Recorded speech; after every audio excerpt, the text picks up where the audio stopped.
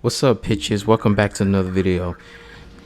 My name is Omega, and today we're going to be discussing sorry about that, the Night King himself, Arthur Boyle from Fire Force. Now this one I wanted to do right after the recent chapters that have happened in the manga, which is fantastic, by the way. The art is gorgeous. One of the best. It's one of the best hand drawn fights I've ever seen in a while.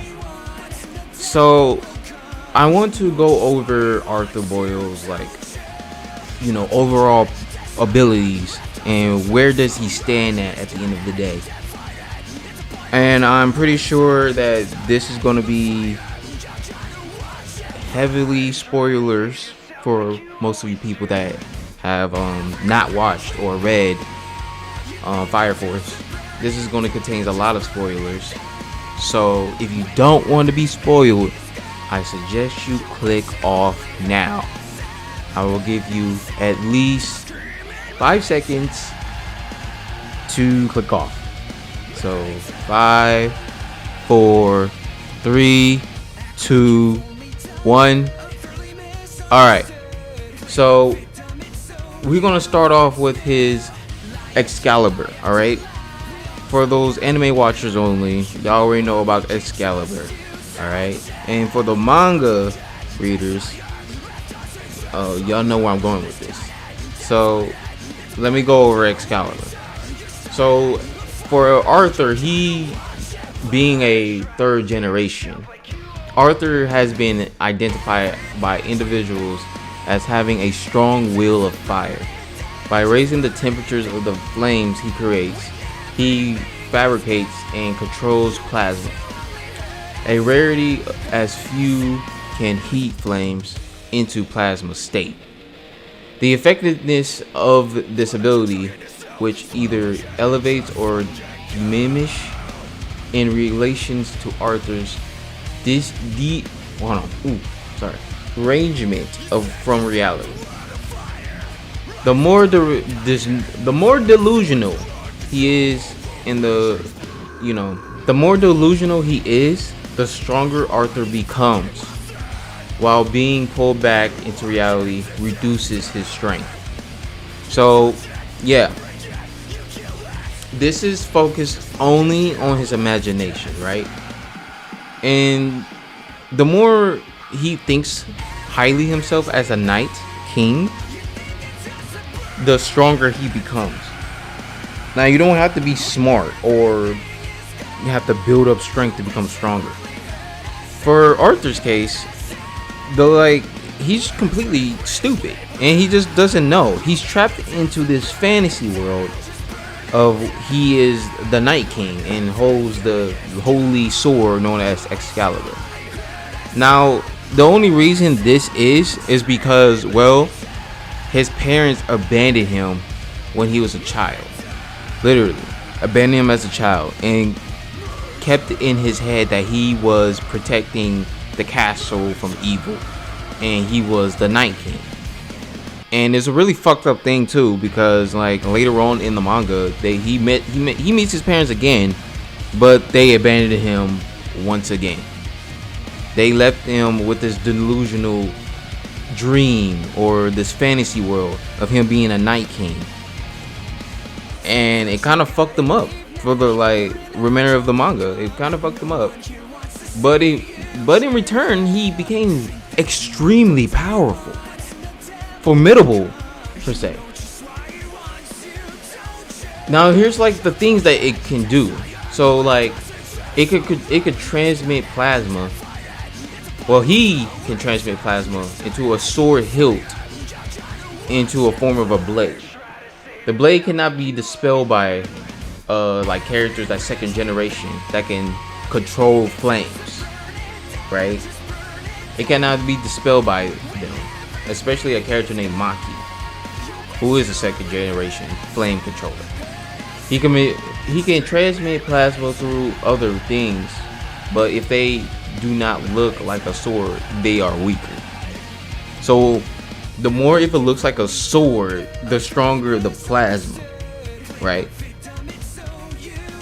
And he can use a small piece of plastic to make a mini Excalibur.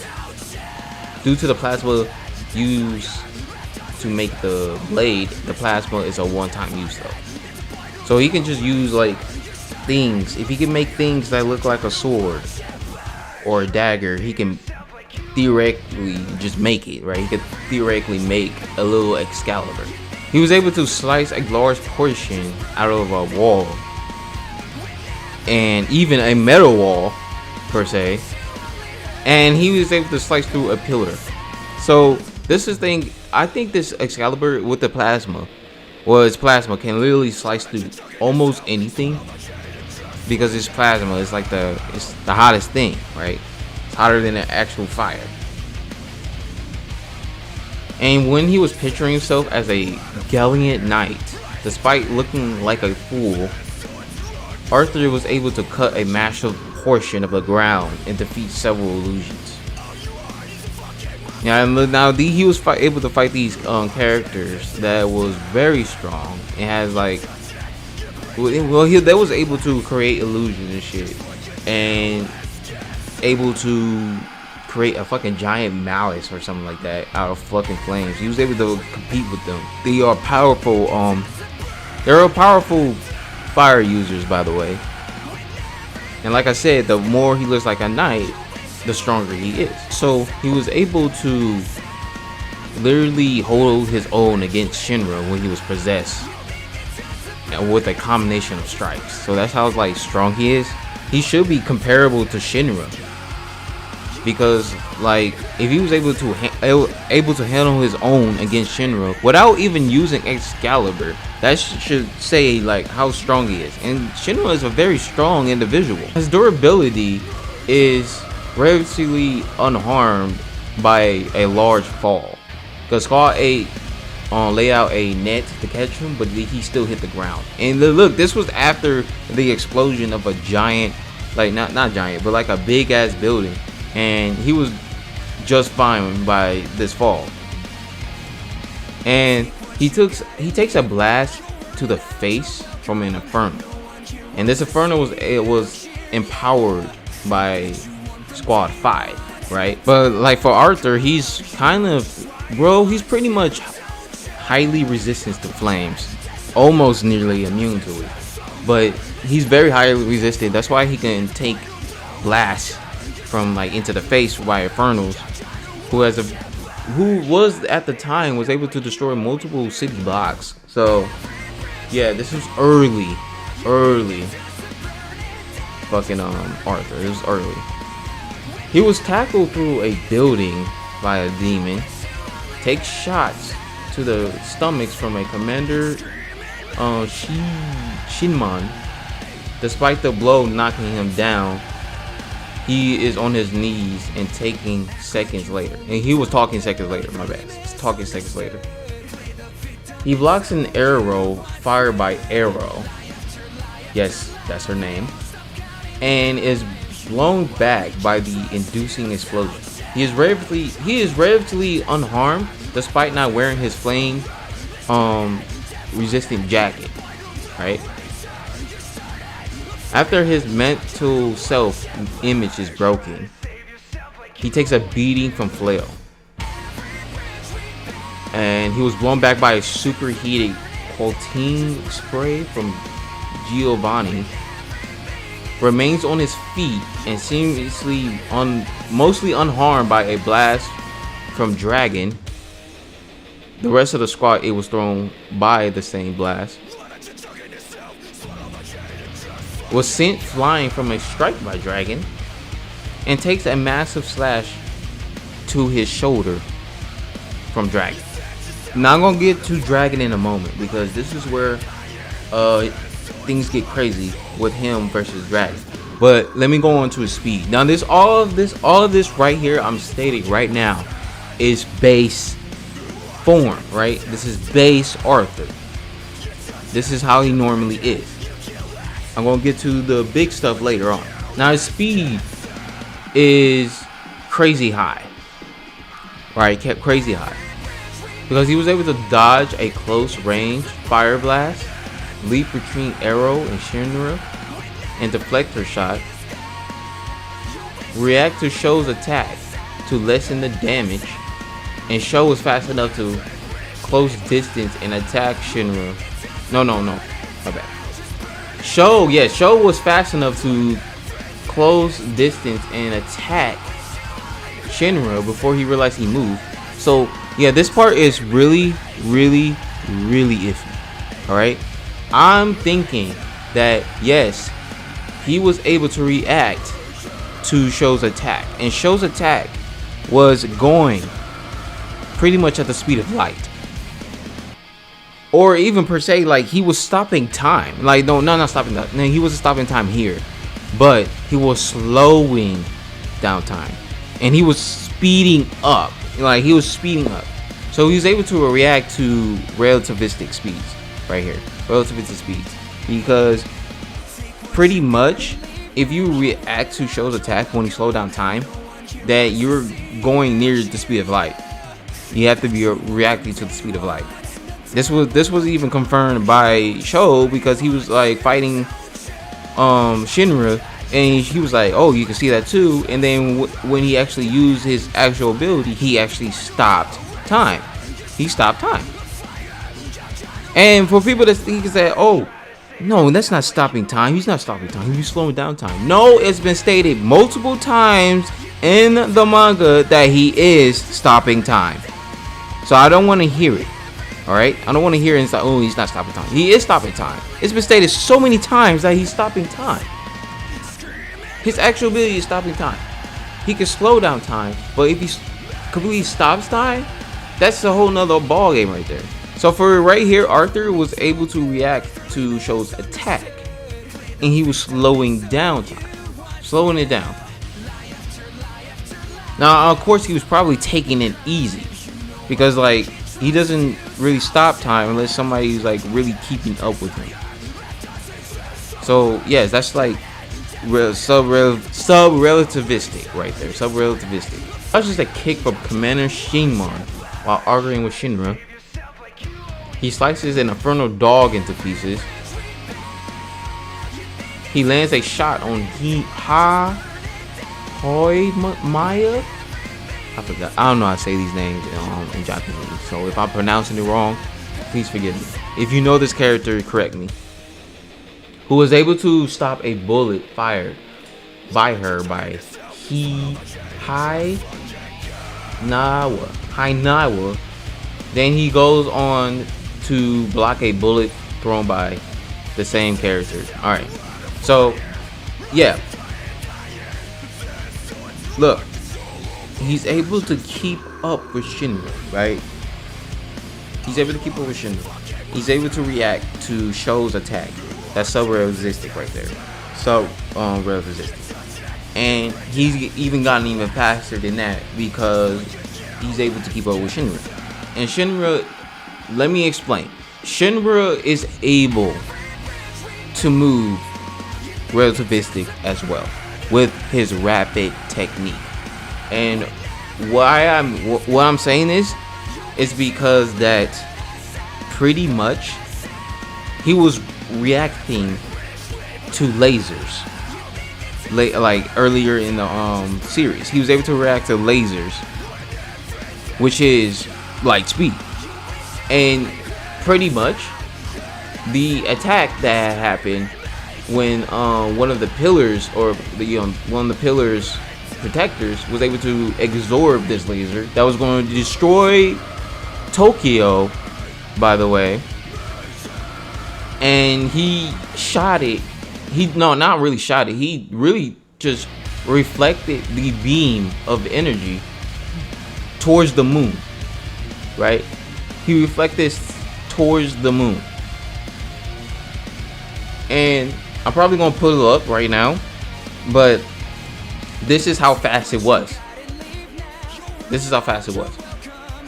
So it's like he was so relativistic. No, he was like relativistic pretty much. He was acting to laser beams. And with rapid, he was able to, like Shinra, my bad, Shinra was able to condense his flames into a single jet blast, as opposed to how his flames normally spread out in every useless direction.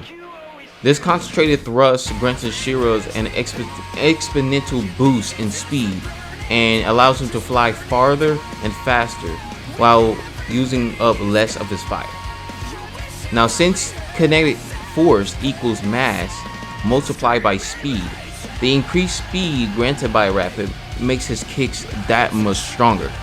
So yes, he was like able to react to a laser, right? He was able to react to lasers.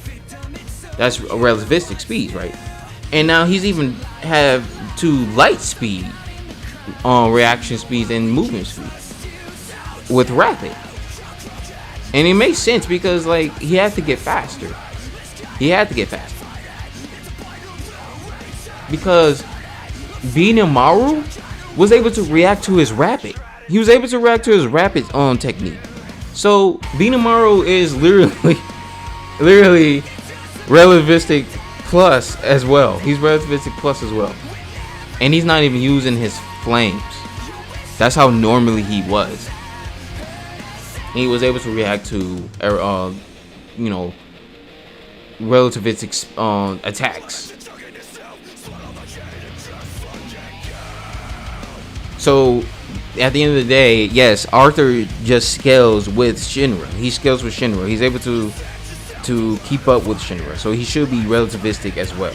Also, for Arthur, he learns from Commander Shimon to feel the breath of life, which allows him to immediately see through illusions, and he can use this ability to completely ignore attacks from illusions.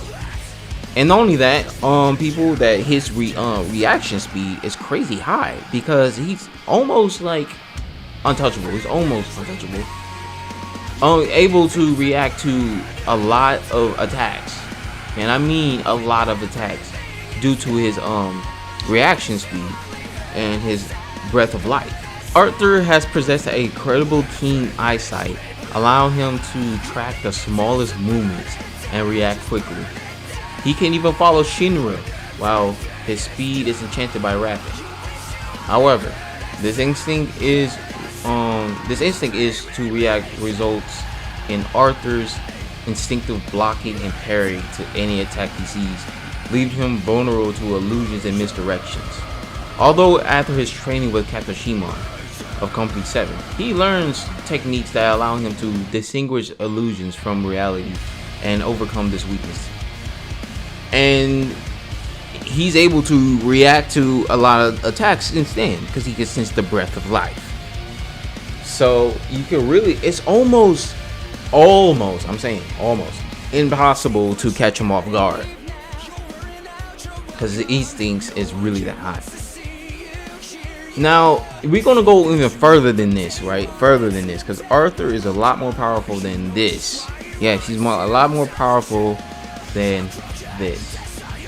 Now Arthur, he's pretty much building level, right? He's building level or town level, if you wanna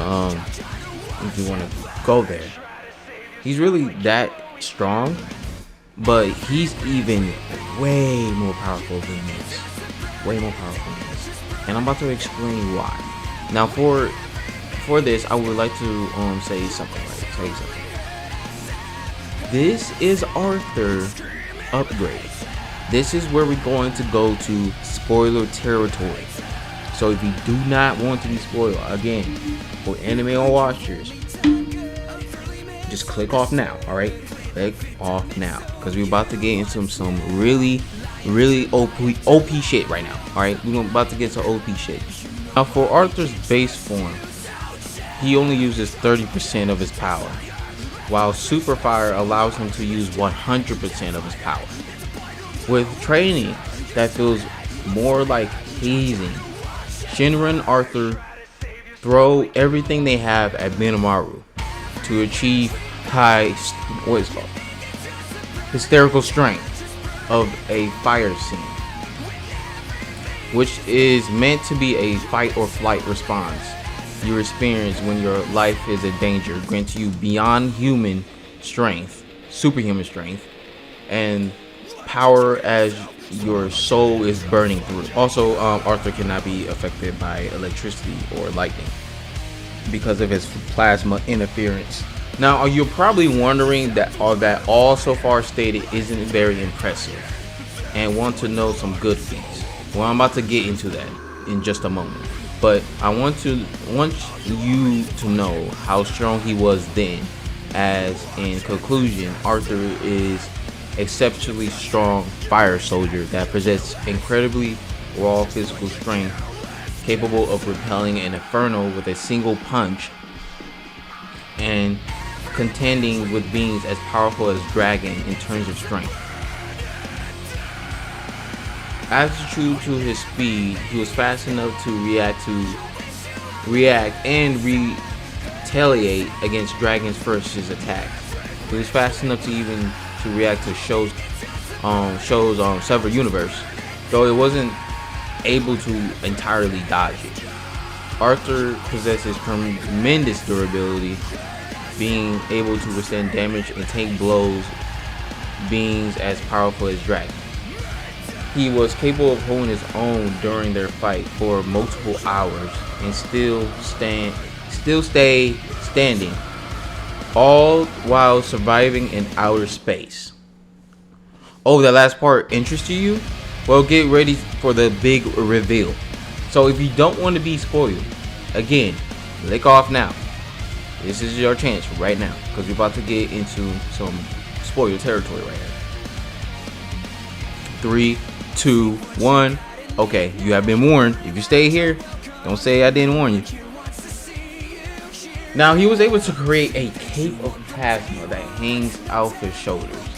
This cape was immense defense capabilities against other flame attacks, even incredibly powerful attacks like Dragon's explosive fire breath, meaning he can now manipulate plasma in any way he wants.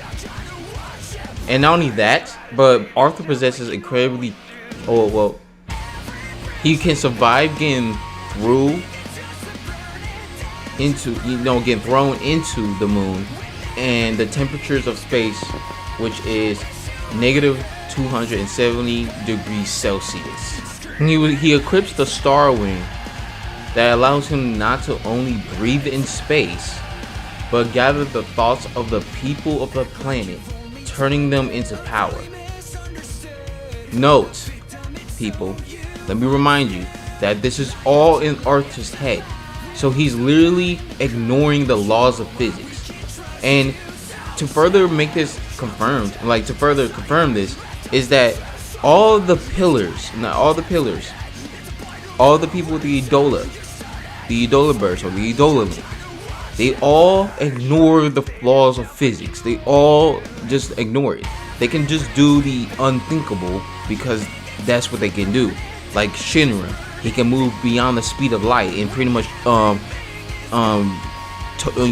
back in time to the point that he didn't disintegrate himself, or the fact that one of the pillars is able to predict the future, or stuff like that. They able to do this because they have the Edola in them. They have the Edola link, right? This is what happened with Arthur. He have grasped the power of Edola since the Great Cataclysm has started. He grasped it. He became closer to it. And not only that, people, but Dragon being the one that kept the Great Cataclysm going, making him a world-ending threat, is able to generate attacks that can destroy stars, and Arthur is fighting on par with him. He even gets knocked into a star and punched through it. Now, for the people that's going to say, "Oh, those are not actually stars. Those are not stars." No. If they're human size, they're human size stars. They're human size. They're not actually stars. Actually, that's a hell no. Did y'all forgot that Arthur has the grasp of Edola? He's basically warping reality as we know it. He is warping the stars to make them as stepping stools. Yes, he is manipulating reality with his mind. He was able to create words and like video game based words and able to stand on top of it. This is the power of his imagination. He is literally turning everyone's thoughts into power to make him more powerful. So this star level feat is accurate. It's very accurate because he is literally manipulating reality, warping it, in fact. And to even further confirm this is that the Adola verse is literally invading the real world. And when the first cataclysm has happened, it was just normal people, right? It was just normal people. They did not look like this in the manga before. Everybody that's in the manga that looks like anime related, no. They was all normal before the first cataclysm. So the cataclysm is literally warping reality of the world. So yes, this is pretty much a very OP feat. A very OP feat. Because like the Adola is just a higher plane of existence. And if you grasp the power of Adola, then you can literally warp reality or bend the laws of physics to your whim. And this is what is happening right here as I'm showing you. And we have fucking Dragon, who is like keeping the Great Cataclysm going. He is the fuel of the Cataclysm. He's even destroying multiple stars. He's destroying them. He's blowing them up. So the star level feat is completely accurate. It's just like, yes, like when people say, "Oh, this thing is attack potency." No. He's literally manipulating the stars to be stepping stools for him to fight. So theoretically, there are like this is like some star level shit right here. This is some star level shit, and this is going to be the big spoiler here. This big spoiler. The final issues of the fight is that when he fought Dragon, right? He fought Dragon. He's defeating him with a divine. It's not divine. It's not divine. What's it called? Earth Divider. I think it's called Earth Divider. And this attack right here is able to cut through the entire planet with one swing. The entire planet with one swing. And how he did this is because he went beyond the press of death.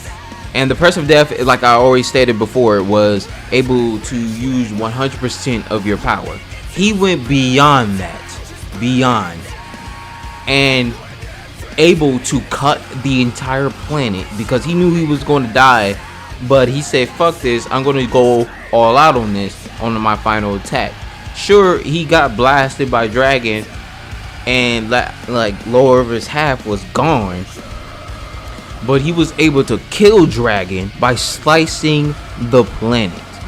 So Dragon literally has durability to be planet level, and Arthur was able to literally kill him with one attack. Now, this will be the end. I'm pretty sure this is going to be the ending of Arthur's story. Pretty sure he's going to die. Well, if he isn't dead already. But this makes sense because like since the Cataclysm happened, they are fuel. They are way more powerful than normal. And then we have Arthur, who grasping Adola is able to become this overpowered character, or you could say Night King Arthur, like this is his form. Night King was able to defeat Dragon and cut the planet in half with ease. And not only that, he stopped the Cataclysm with this one attack, fueling the entire planet with hope. So in conclusion, Arthur is around multi-star level, or you could highball it to multi-solar system level, having massively faster than light speeds, as he was much faster than he was in the beginning arcs. Because look, if he was relativistic, able to dodge Sho's attacks, able to keep up with Shinra with his rapid, which is also relativistic, that means he even got even faster than this, because he was able to fight on par with Dragon. And Dragon, let me say, was able to catch, no one didn't catch him off guard, Ben Maru, but he was able to tag him. He was able to speed blitz him, and Ben Maru couldn't even keep up with him. So this even confirms that he was faster than light. He was even faster than light, right? This was like in his Dragon's base form, I believe, and he was faster than Ben Maru. So yes, this is faster than light's reaction speeds and movement speeds, and Arthur was able to keep up with this dude throughout the whole battle when them fighting in space and shit. And we have Dragon having this ungodly strength, because he was able to punch a mountain easily and split the sea in half, disintegrating half of it, able to fucking fight on the clouds. And then they had to fight in space because their battle was not ready. Well, no, the planet wasn't their suit of where their fight was going to be at, right? So at the end of the day, yes, Arthur is this strong because, like all third generation pyrokinetics, his strength was increased as the stone pillars emerged and Adola eroached on reality. Eroach means pretty much evade on reality. And during the cataclysm, Arthur was able to create a much stronger connection to Adola than ever before, and allows his reality to be shaped by his knowledge and perceptions of reality. By completely embracing the nightly delusions, Arthur was able to take inspiration from video games to drastically increasing his firepower, even allowing him to cast spells he thinks are worthy of a knight and survive a space. He was just able to survive in space, as he was unaware of the lethal effects of breathing in a vacuum. This imagination and faith allowed Arthur to turn the star ring into a powerful object, not only allowing himself to breathe in space, but letting Arthur tune himself to the thoughts of humanity to increase his powers even further. He was even allowed to create a more powerful version of his hilt to match Dragon's ultimate form. Now, what is the star ring? Now, the star ring is like the appearance, it has the appearance of a standard gold ring made out of unknown material, but this was a support item created by Volcom. The star ring allows the user to,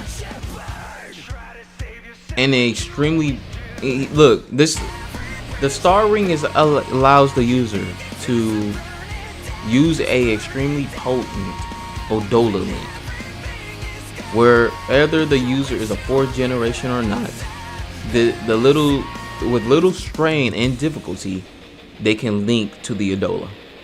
This link allows the user to shape and alter reality in certain ways, fuel their cryokinetics with the collective consciousness of humanity, and survive in the vacuum of space. The ring is first used by Arthur to turn the tides in his battle against Dragon. While using it, he created 64-bit style text in the size of buildings to stand on, and managed to manipulate reality to use the stars themselves as stepping stones. It also massively increased his firepower, allowing him to move at unimaginable speeds create a incredibly powerful version of his plasmantle, and increase his overall physical parameters. There we go. To Dragon's level. So, yeah. Since he has the power of the Adola, right? He's linked to the Adola. It literally gives him the ability to warp reality, right? He can warp reality. And now that he can use the Press of Death, he's even more stronger than that. And he even thinks that the Press of Death wasn't even enough to defeat Dragon. Because after after his training with Benimaru, Arthur managed to learn the Press of Death, a technique that allows him to acknowledge the feeling of death and to push his body beyond its limits, achieving a state of hysterical strength. After fighting with Dragon, Arthur uses his greatest technique yet, Steeled for Death. As stated by Arthur, the Press of Death is only the acknowledgement of death, which allows him to push his body to its limits. Steeled for Death is the extreme feeling that surpasses the Press of Death, that allows him to unleash the strongest attack while accepting the fact that he is going to die. This technique allows its user to commit unimaginable feats of strength, in which standard attacks will become insanely powerful. This was showcased in the final showdown by Arthur, when a single violent flash completely split the earth in two and single-handedly sliced Dragon in half. So with the power of the Adola, if you have the power of the Adola, you can do the imaginable. But for Arthur's case, he was able to destroy stars. He was able to manipulate the stars to his whim. And he was able to pretty much cut the fucking planet in half. So, yeah, at the end of the day, yes, this is where I scale him. He is multi-star level. Look, lowballing. He is planet level. If you highball it, he's multi-star level to solar system level, and having massively faster light speeds. With because he's faster than he normally was. And not only that, but he was able to pretty much survive attacks from Dragon himself that was able to destroy stars. He took a blast to the face point blank range and survived it. So yes, he pretty much have this star level durability. Now you can take this with a grain of salt all you want, but at the end of the day, Arthur was able to manipulate the stars and able to pretty much use them as stepping stools. So yeah, this is where I scale him. Yeah, attacking like his tier is, it could be multi-solar system level or multi-star level, planet level, below ball, and durability should be scaled the same way, so pretty much star level. Speed massively faster than light, and yeah, pretty much that's right. Yeah, that's how strong he is. Now, I would just like to say that everyone, please read Fire Force. It's a good damn read. A very good damn read. And the powers in Fire Force are insane. Just saying. So, yeah. Thank you guys for watching. And I will see you guys in the next video. Don't forget to like and subscribe, okay, if you haven't already. And let me know what you think about this, all of this that has happened.